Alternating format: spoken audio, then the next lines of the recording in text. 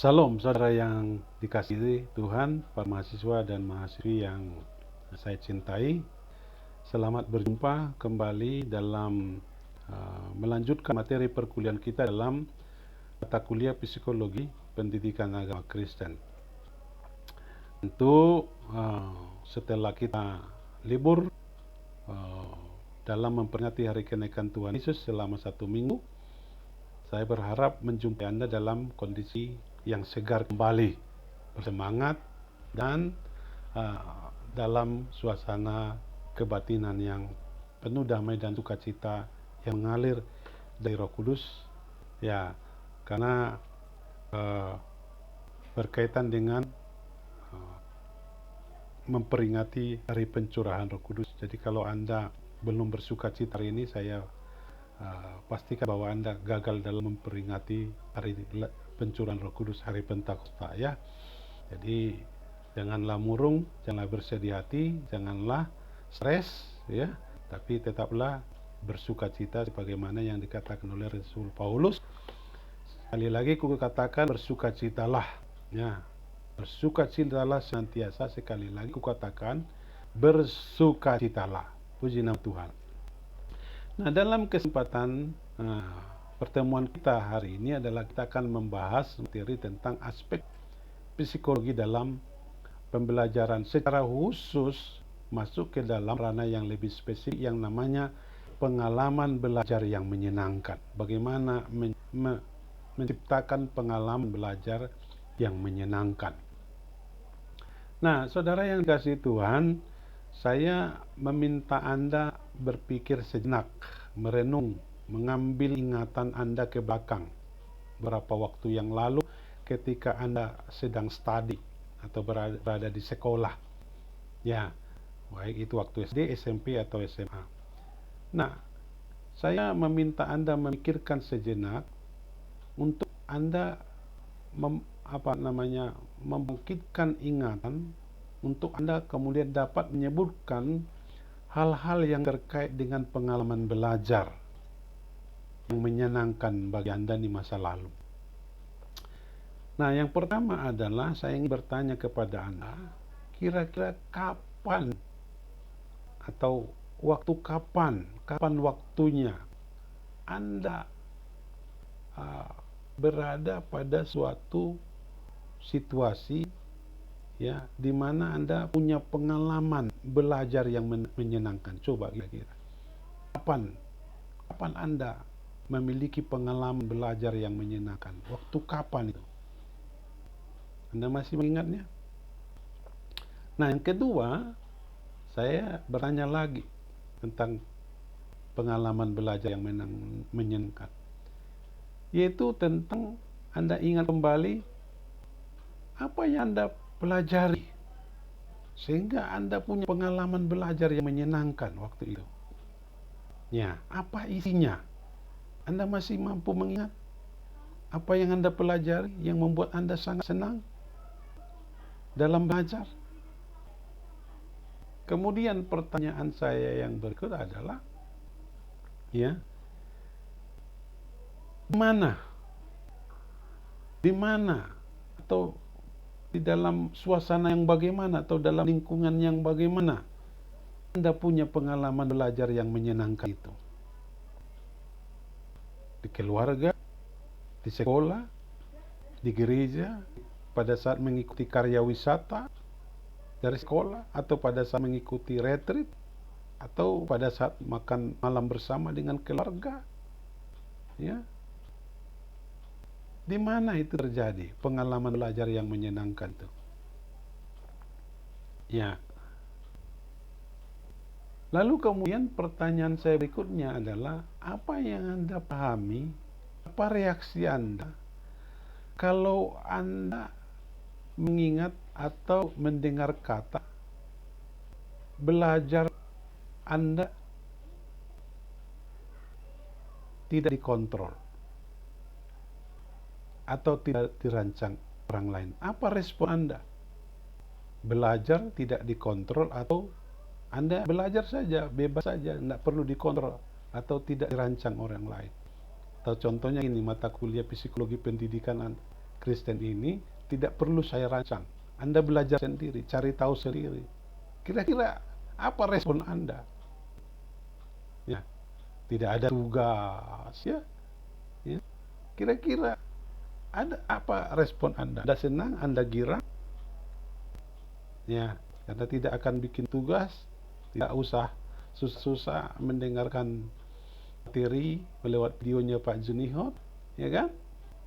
Ya, tidak perlu ujian, tidak perlu bikin paper, makalah dan segala macam. Tidak perlu bikin diskusi kelompok. Apakah Anda senang?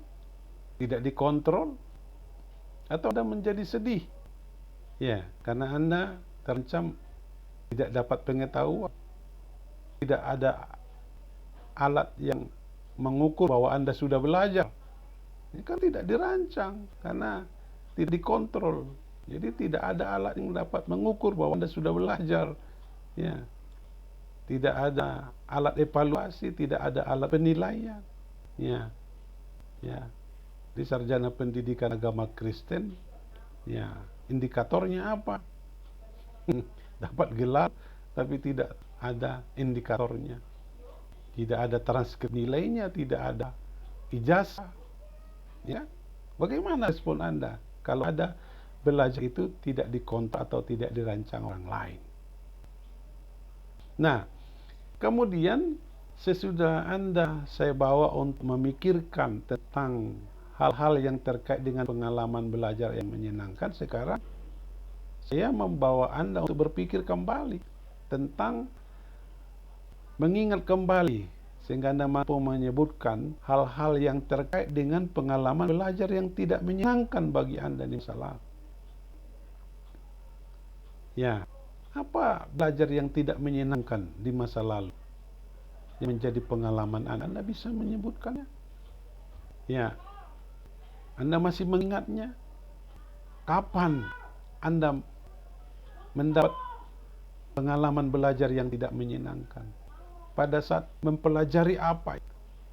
Pada saat di mana Anda mempelajarinya? Nah, yang tidak menyenangkan saat apa yang dipelajari adalah pada saat pelajaran itu tidak sesuai dengan minat yang Anda inginkan untuk didalami atau untuk Anda ketahui dan untuk Anda kembangkan. Itulah pengalaman pelajaran yang menyenangkan. Nah, sekarang saya coba bawa Anda ke gereja, ke gedung gereja. Di gereja itu Anda belajar, Anda dalam konteks ibadah, dalam arena peribadatan. Dalam pendidikan agama Kristen dikenal ibadah salah satu arena pembelajaran. Nah, katakanlah Anda hadir di gereja. Ya, di arena pembelajaran itu. Coba Anda ingat. Ya, Anda datang belajar. Ya, apakah pelajaran-pelajaran yang Anda dapatkan pada saat ibadah itu adalah pelajaran-pelajaran yang sesuai dengan minat Anda, sesuai dengan keinginan Anda? Apakah Anda ketika mendengar khotbah, itukah yang ingin Anda ketahui hari itu? Itukah pengajaran yang ingin Anda kembangkan? Itukah materi-materi khotbah yang ingin Anda ketahui dan ingin Anda kembangkan dalam hidup Anda untuk datang ke gereja itu hari ini?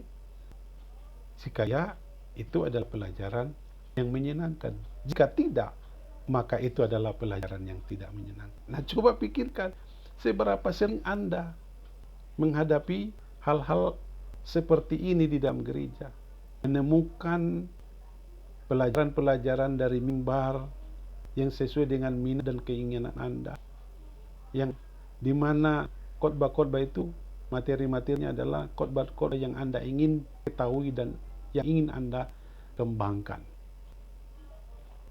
Coba Anda memikirkannya. Nah, saudaraku yang dikasihi Tuhan, dalam kaitannya dengan pelajaran yang menyenangkan dan yang tidak menyenangkan, maka titik letaknya kita kenal dengan emosi. Ada kaitannya, di tengah-tengahnya berdiri namanya emosi. Jadi kedudukan emosi dalam belajar adalah sangat sentral, sangat strategi. Karena emosi Anda mempengaruhi apakah Anda ingin belajar atau tidak ingin belajar. Emosi itu dapat bersifat sedih, senang, menangis, tertawa. Itu jenis-jenis emosi. Jadi emosi memiliki kedudukan yang cukup strategis dalam penciptaan orang untuk belajar. Nah, titik kestrategisan daripada emosi ini ditopang oleh yang disebut dengan iman. Jadi emosi Anda dalam belajar menjadi sehat karena iman Anda sehat. Kalau iman Anda di dalam Yesus Kristus bagus, maka emosimu menjadi bagus dalam belajar. Coba Anda pikirkan. Anda memutuskan mengerjakan tugas mata kuliah, atau Anda memutuskan untuk tidak mengerjakan tugas mata kuliah, itu ada kaitannya dengan aspek iman. Kalau relasi Anda bagus bersama dengan Yesus, maka emosi Anda bagus, sehingga Anda akan senang untuk mengerjakan tugas mata kuliah Anda. Anda senang untuk mengikuti perkuliahan Anda. Tetapi kalau iman Anda tidak bagus, maka Anda tidak senang. Ya. Nah, kemudian emosi ini yang ditopang oleh kondisi keimanan Anda, ya, juga dipengaruhi oleh apa yang namanya perasaan. Ya, perasaan Anda. Kalau perasaan Anda atau feeling Anda bagus, maka emosi Anda bagus. Tapi kalau perasaan atau feeling Anda tidak bagus, maka emosi Anda tidak bagus. Kalau ada orang bilang moodnya lagi tidak bagus, sehingga emosinya juga tidak bagus. Kemudian hal-hal yang mempengaruhi emosi selain iman, perasaan, juga emosi dipengaruhi oleh pikiran. Apa yang Anda pikirkan membuat emosi Anda, menjelaskan emosi Anda. Juga emosi ya mempengaruhi relasi atau hubungan Anda. Kemudian nanti emosi juga akan mempengaruhi prestasi. Kalau emosi Anda bagus, prestasi Anda akan bagus. Kalau prestasi Anda bagus, nanti turunannya itu adalah Anda akan semakin giat belajar. Kalau prestasi Anda bagus, Anda akan semakin giat mengerjakan pekerjaan Anda. Kalau prestasi Anda bagus, maka akan semakin giat dalam melayani Tuhan. Coba lihat tuh. Kedudukan emosi itu sangat sentral. Kemudian emosi Anda akan mempengaruhi perbuatan. Kalau emosi Anda bagus, maka Anda akan melakukan perbuatan yang bagus. Tapi kalau emosi Anda tidak bagus, maka perbuatan Anda akan melakukan perbuatan yang tidak bagus. Contoh, kalau emosi Anda bagus, maka perbuatan Anda menjadi bagus. Anda kemudian akan rajin mengikuti belajar Alkitab. Ya, mendiskusikan Alkitab, mengikuti seminar-seminar Alkitab. Karena Anda bagus belajar, ya, karena Anda banyak belajar, karena Anda aktif berdiskusi Alkitab, karena Anda aktif mengikuti seminar-seminar Alkitab, maka kemudian menjadi ada modal bagi Anda untuk mengejar. Coba lihat itu, dari emosi. Jadi, emosi memiliki kedudukan yang sangat strategis dalam penciptaan belajar. Ya. Jadi kalau Anda ingin mendidik anak, coba lihat dulu emosinya. Perbaiki dulu emosinya. Ya. Sering sekali anak gagal mendapat pengalaman belajar yang menyenangkan karena apa? Emosinya yang terganggu. Anda mendapatkan pengalaman belajar yang menyenangkan karena apa? Aspek emosi Anda disentuh dengan baik. Jadi kalau Anda mendidik anak, jangan lupa perhatikan emosinya. Ya, perbaiki emosinya supaya dia siap belajar. Ya, itu sebabnya ya, memperbaiki emosi itu perlu ditopang dengan aspek iman, aspek spiritual. Jadi gitu. Itu sebabnya dalam penjelasan saya di dalam filsafat pendidikan agama Kristen, sekolah tidak boleh hanya sebagai ajang pembelajaran yang mengisi peserta didik dengan hanya hal-hal yang kognisi, membuat orang cerdas saja, tapi harus mengintegrasikan iman dan pengetahuan. Jadi pendidikan agama Kristen, ya, psikologi pendidikan agama Kristen tidak boleh juga dipisahkan dari integrasi iman dan psikologi. Ya. Jadi kalau Anda hanya membereskan aspek psikis anak didik dari sudut psikologi umum, ya, maka itu bukanlah psikologi pendidikan agama Kristen. Tapi Anda membaguskan kejiwaan orang melalui aspek iman atau melalui topangan Roh Kudus, melalui pengajaran firman Tuhan, diperbaiki emosinya.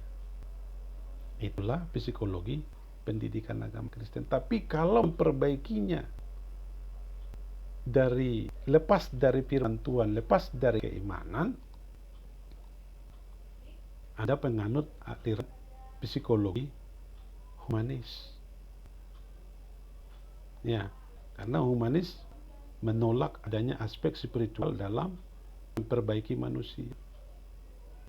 Jadi manusia itu diperbaiki dengan kemampuan dan usaha manusia itu sendiri.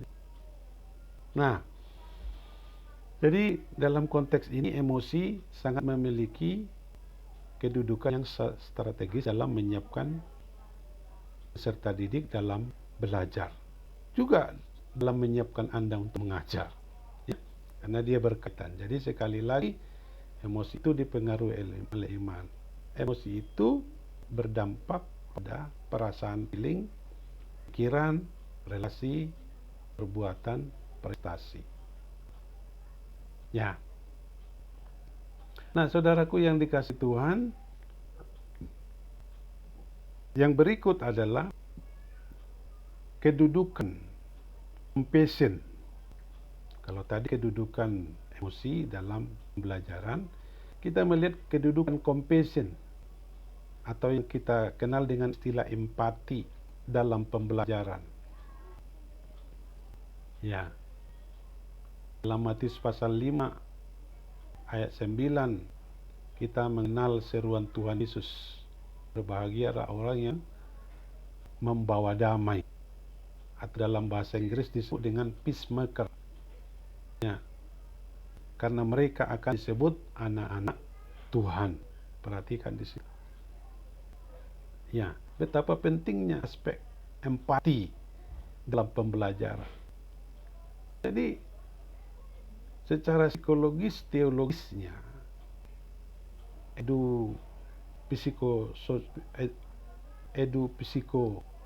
Kristian edu psikologisnya, ya perlu sekali menghadirkan diri kita sebagai pendidik dalam konteks pembawa damai, atau dalam bahasa psikologinya disebut sebagai orang yang berempati atau ya orang yang penuh dengan compassion. Ya. Nah, menciptakan emosi ke dalam pendidikan atau ke dalam kurikulum adalah menjadi tugas yang amat penting. Ya. Seperti emosi yang menciptakan damai, itu yang saya maksudkan. Jadi seperti menciptakan rasa takut, rasa cemas, rasa khawatir, rasa marah, rasa permusuhan, rasa bersalah, dan rasa duka dalam kurikulum. Ini amat penting. Karena peserta didik perlu mengalami apa yang namanya ketakutan, apa yang namanya kecemasan, apa yang namanya kekhawatiran, apa yang namanya marah, apa yang namanya permusuhan, apa yang namanya rasa bersalah dan rasa duka, supaya nanti dia dapat memutuskan mana yang boleh dan mana yang tidak boleh dilakukan, mana yang harus ditangisi dan mana yang harus ditertawai. Jangan ketika orang lagi berduka kita tertawa, anak jadi tertawa, kan aneh namanya itu.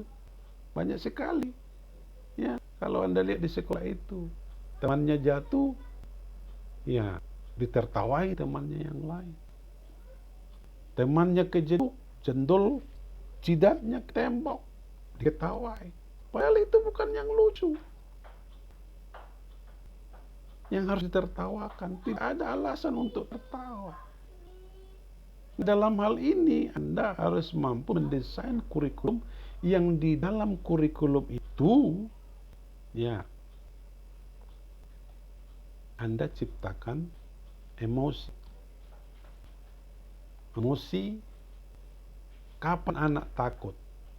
Oh, anak harus takut untuk berbuat dosa. Anak harus cemas ketika dia berbohong. Anak harus khawatir kalau nilainya jelek. Anak harus marah kalau orang mendustainya.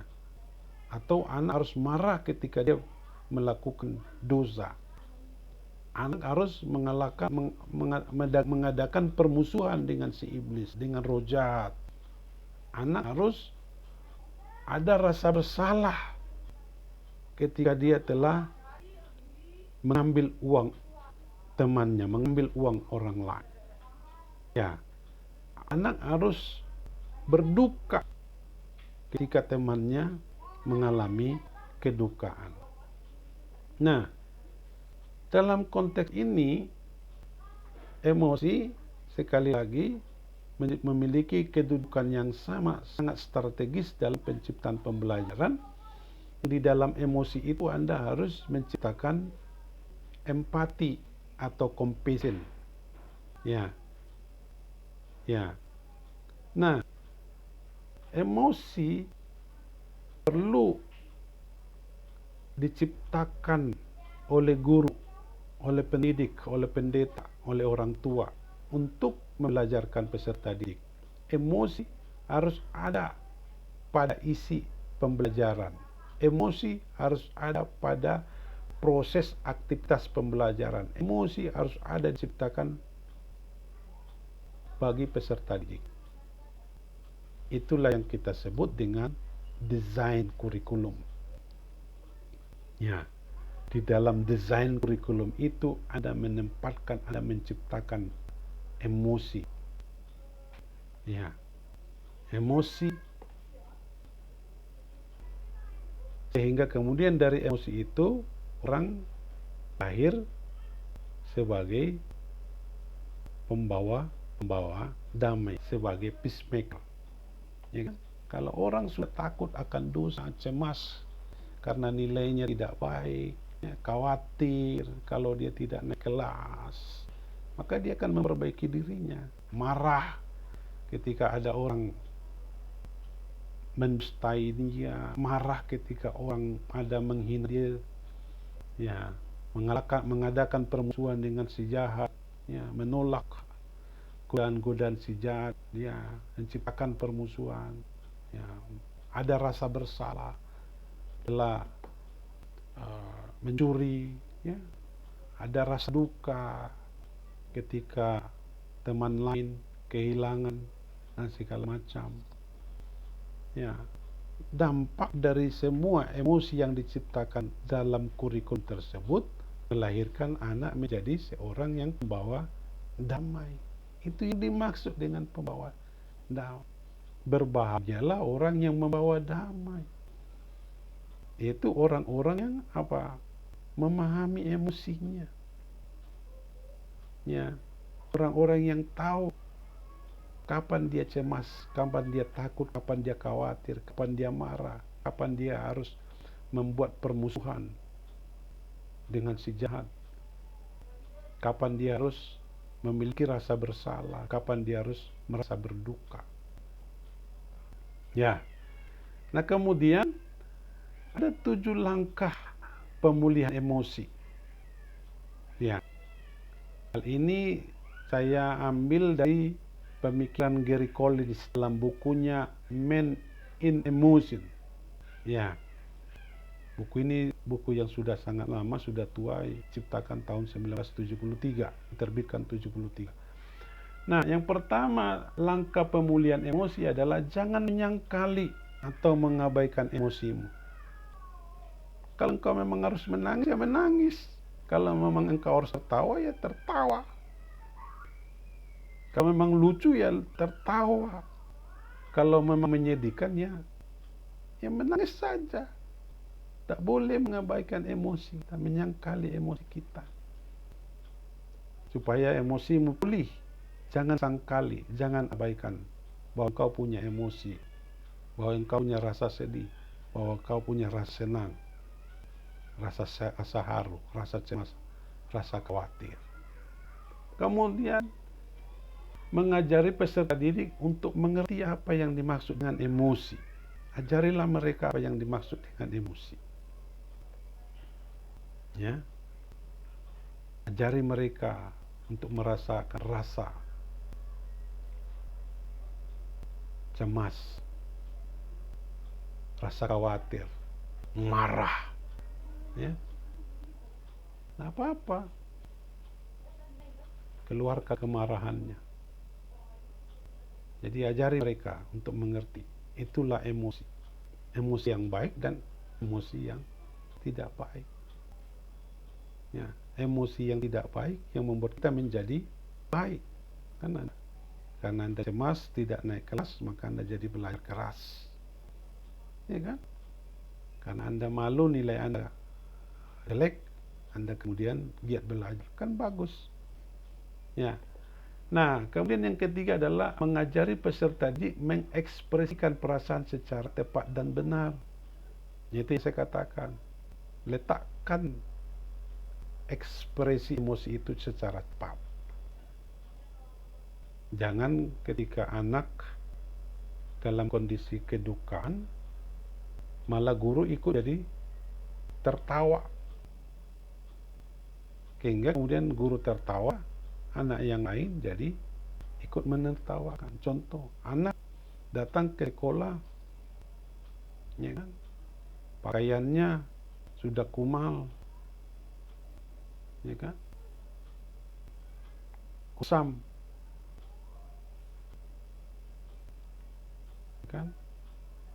Ya belum tentu itu karena perbuatan si anak. Bisa saja itu karena faktor ekonomi. Dicuci tapi tidak ada sabunnya. Dicuci tapi tidak mampu disetrika. Atau dicuci tidak ada air bersih, tidak di ledeng, air ledeng. Tapi air sumur bornya tidak bagus. Kan bisa saja. Ya. Nah, coba ajari peserta didik mengekspresikan perasaan secara tepat dan benar. Ya, perlu mengekspresikan perasaan secara tepat dan benar dapat dilakukan dengan privasi, ya, privat, ya, dengan konseling, memanggil mereka, anak didik satu persatu. Kalau dia harus menangis, Anda memberi ruang untuk menumpahkan tangisan itu di hadapan Anda, dan sebagainya. Ya. Kemudian mendorong menyampaikan emosi kepada teman. Kalau dia marah atau tidak setuju, disampaikan bahwa dia tidak setuju, bahwa dia marah dengan apa yang dilakukan oleh temannya, atau bahwa dia menerima dan bahwa dia senang dengan apa yang dilakukan oleh temannya. Kemudian yang keempat adalah mengendalikan imajinasi. Nah, ini penting dalam memulihkan emosi, karena kadang imajinasi itu perlu dikendalikan. Ya, contoh kecemasan, kekhawatiran yang tak berdasar. Ya, yang tidak ada alasan untuk kita khawatir. Karena apa? Karena dipengaruhi oleh faktor imajinasi. Ya, padahal faktanya tidak seperti itu. Ya kan? Nah, kendalikan imajinasimu itu kepada arah yang benar, bahwa tidak seperti yang diimajinasikan itu kenyataannya. Gitu loh. Kemudian mengembangkan sense of humor. Ya, pribadi yang memiliki sikap humoris perlulah kadang-kadang tertawa, ya. Guru jangan cembetut terus, tahu berkelakar, ya, tahu kapan dia harus bercanda. Kemudian yang keenam, langkah yang keenam dalam memulihkan emosi adalah mengubah lingkungan di mana kita berada. Nah, untuk itu jadi peacemaker, ya, pembawa damai. Ya, jangan di tengah-tengah orang lagi stres, ada ikut-ikutan stres gitu, ya. Tambahlah stresnya, coba ubah lingkungan itu. Ya. Jadi Anda leading itu, memimpin orang untuk membuat perubahan. Ya. Ubah lingkunganmu. Ubah lingkungan sekolahmu, ubah lingkungan kelasmu. Ya kan? Kemudian yang ketujuh adalah menyerahkan hidup emosi kita kepada Tuhan. Sebagaimana dapat kita lihat dalam Galatia pasal 5 ayat 22 sampai 23 dan pasal 5 ayat yang ke-25. Kitab Galatia. Coba Anda buka kitabnya. Ya, sebelum Anda mendengar berikutnya, pause dulu, lihat Alkitabmu, baca dulu itu. Oke?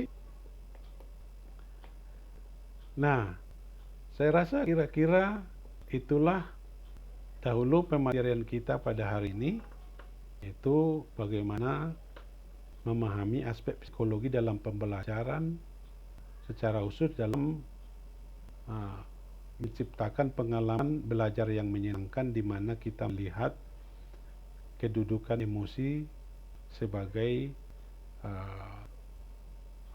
memiliki peran yang sangat sentral dan strategis dalam menyiapkan anak siap untuk belajar dan berprestasi.